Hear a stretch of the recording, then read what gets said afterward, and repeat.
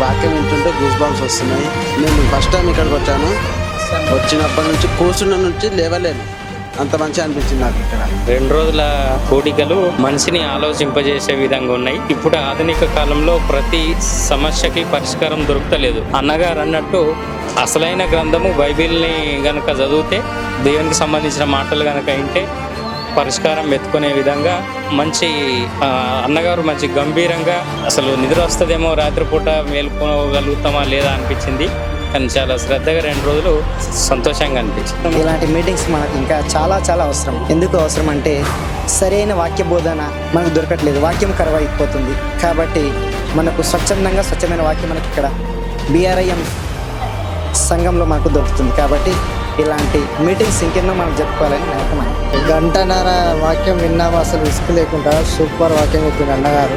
ఆత్మీయతంగా ఎదగాలని, మరి ఒక శరీరం కాదు ఎదిగేది, ఆత్మలో జీవించాలని, దేవునిలో జీవించాలని ఎక్సలెంట్ వాక్యం చెప్పారు. దీని ద్వారా మా యొక్క జీవితాలు మార్చుకోవాలని ఆశిస్తాం. దేవుని నడిపింపు అయితే వాక్యంతో మేము చాలా బలపడ్డాము, ఆరాధనలో కూడా బలపడ్డాము. ఇలాంటి వాక్యము ప్రజలకు చాలా అవసరము.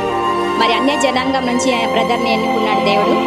మరి ఇంకా అనేక ఆత్మల సంపాదన కొరకు మరి బ్రదరు ఇంకా చాలా వాక్యం చెప్పాలని మేమైతే ఆశపడుతున్నాం. చాలా హ్యాపీ ఫీల్ అవుతున్నాం. హృదయపూర్వకంగా మాట్లాడాడు. ఇట్లాంటి మాటలు మేము ఇంటికి వెళ్ళి మళ్ళీ మా బిడ్డలు రాలేకపోయారు, మా బిడ్డలు కూడా మేము చెప్తాం.